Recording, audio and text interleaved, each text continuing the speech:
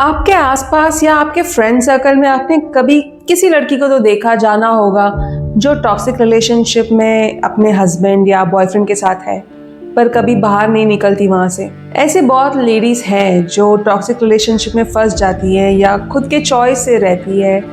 पर ये क्यों होता है? आज देखते हैं 10 ऐसे कारण जिसकी वजह से लेडीज़ टॉक्सिक रिलेशनशिप में रह जाती हैं। पहला कारण है लव और अटैचमेंट। अब ये तो बहुत ही बेसिक पर बहुत ही सिग्निफिकेंट कारण है, क्योंकि जब कोई लव में गिरता है, जब इनिशियल फेज ऑफ रिलेशनशिप हर किसी का अच्छा ही होता है। ऑब्वियसली इनिशियल फेज में कोई बुरा नहीं हो सकता, तो बंदा अगर बहुत अच्छा है आपके साथ, आपको तभी लव हो जाता है उसके ऊपर। वो आपको इतने प्रॉमिसेस दिखाता है, फ्यूचर दिखाता है, उसके अंदर एक पोटेंशियल दिखाता है कि वो आपका एक परफेक्ट पार्टनर बन सकता है। तो आप उससे लव में गिरते हो और अटैचमेंट हो जाता है आपका, इमोशनल अटैचमेंट। ये इस इमोशनल अटैचमेंट से बाहर आना बहुत मुश्किल होता है और आपको ही लगने लगता है कि ये फीलिंग दोबारा किसी और के ऊपर आपके आ ही नहीं सकता है। सेकेंड रीज़न है होपिंग फॉर चेंज। अब यही लव और अटैचमेंट जो मैंने पहले पॉइंट में बताया, जब आपके उनके ऊपर आ जाता है और फिर वो इंसान थोड़ा सा चेंज होने लगता है आपकी तरफ, टॉक्सिक होने लगता है, आपको लगता है कि ये परमानेंट चेंज तो नहीं होगा। वो उसका जो पहला वर्जन था वो इतना अच्छा था, it was a part of him, right? तो वो कभी ना कभी वापस फिर आएगा। वो चेंज को आप लेके आओगे, खुद से लेके आओगे। लड़कियों को ना चैलेंजेस बहुत पसंद है। टॉक्सिक लड़कों को अच्छे लड़के बनाना में, कोई बहुत ही अच्छा इंसान है उसको हम फ्रेंड जोन कर देते हैं और जो बैड बॉयज़ है उन पे ही अट्रैक्ट होते हैं। उनको ठीक करने का ठेका हमने ही ले लिया है। तीसरा पॉइंट है लो सेल्फ एस्टीम। खुद की वैल्यू इतनी ज़्यादा नहीं है आपके खुद के नज़र में। इसका कारण ये भी हो सकता है कि आपका चाइल्डहुड ठीक नहीं था, आपके पेरेंट्स ने आपको इतना लव नहीं दिया, आपको ऐसा महसूस नहीं करवाया कि आप हाई वैल्यू हो, आप यू डिज़र्व बेटर थिंग्स।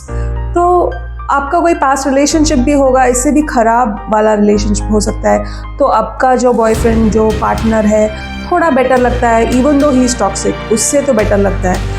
तो आपका खुद का जो वैल्यूएशन है, जो आपने खुद को दिया है, वो बहुत ही कम है।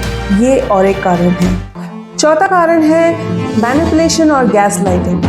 वो बंदा आपको ही ऐसे महसूस करवाएगा कि आप ओवर रिएक्ट कर रहे हो। आपका जो कंप्लेंट है उसकी तरफ, वो बोलेगा कि आप ही ऐसे सोच रहे हो, पूरी दुनिया तो ऐसे नहीं दिखती। खुद को आपके अंदर सेल्फ डाउट डालेगा वो, और आप सोचोगे कि शायद मैं ही गलत हूँ, शायद ये सही बोल रहा है। Again this comes from the low self esteem that you had, कि आपके अंदर वो कॉन्फिडेंस ही नहीं है खुद को स्टैंड लेने के लिए। पांचवा पॉइंट है फियर ऑफ लोनलीनेस।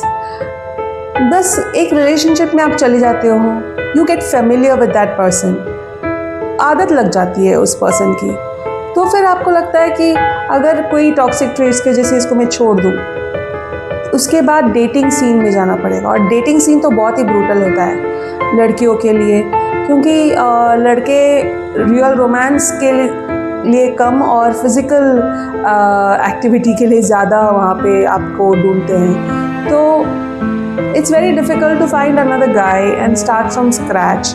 तो इसके लिए आप सेटल हो जाते हो इस टॉक्सिक पार्टनर के साथ। छठा पॉइंट है फियर ऑफ हार्म। कभी कभी जो टॉक्सिक पार्टनर्स होते हैं वो थ्रेट करते हैं, हमको ब्लैकमेल करते हैं। अगर हम ब्रेकअप भी करना चाहते हैं तो वो हमको छोड़ते नहीं। They might blackmail us by अपना प्राइवेट सीक्रेट्स रिवील कर देंगे, ऐसा कुछ बोल सकते हैं, ब्लैकमेल कर सकते हैं, या खुद सुसाइड कर लेंगे, या हमको कुछ हार्म पहुंचाएंगे। तो लड़कियां मजबूरन रह जाती है उनके साथ। 7th पॉइंट है ट्रॉमा बॉन्डिंग। ये एक फैंसी टर्म है to that describes where you see the niceness of that guy initial relationship में। उसके बाद जब वो टॉक्सिक ट्रेट दिखाता है और आप गुस्सा हो जाते हो या अपसेट हो जाते हो, तो वो सॉरी बोल के फिर से एक थोड़ा सा नाइसनेस दिखाता है कुछ दिनों के लिए।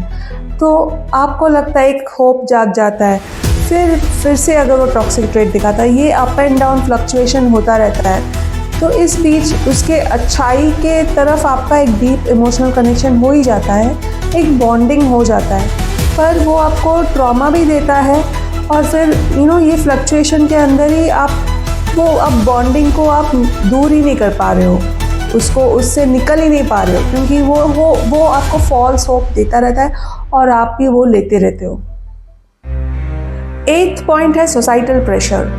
आप अगर मैरिड हो या अनमैरिड हो, एक सोसाइटी प्रेशर आपके ऊपर तो रहता ही है कि where is the man of your life. Ladies के ऊपर हर जगह, नॉट ओनली इन इंडिया, हर जगह एक प्रेशर है कि did you not find your partner yet.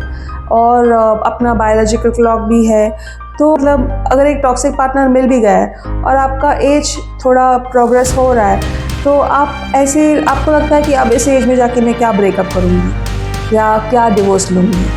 तो आपको वो सोसाइटल प्रेशर जो है कि एक सर्टन एज में आपके लाइफ में, एक सर्टन स्टेज में आपको होना चाहिए, उसके कारण आप टॉक्सिक रिलेशनशिप में रह जाते हो। 9th पॉइंट है फाइनेंशियल डिपेंडेंस।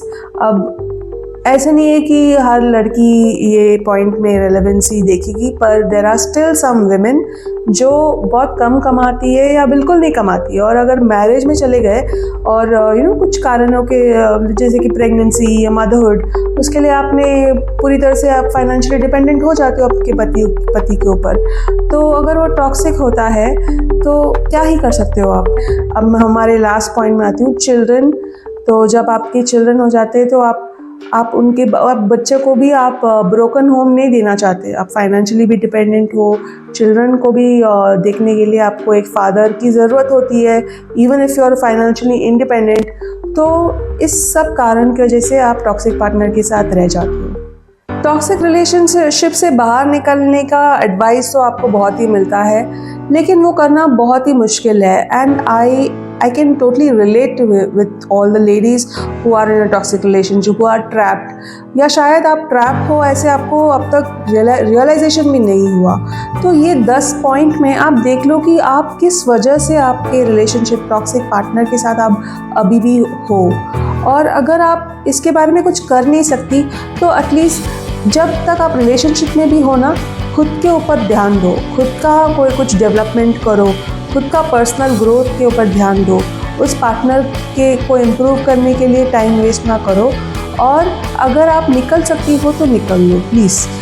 खुद को ये फेवर कर लो, क्योंकि लाइफ शॉर्ट है। अगर आप 70 ईयर्स तक जी रहे हो और 70 ईयर्स में 40 ईयर्स इस टॉक्सिक पार्टनर के साथ ही आप फ्लक्चुएशंस में, रोलर कोस्टर में जा रहे हो, तो बिल्कुल ये लाइफ वेस्ट हो जाएगा। संभल लो।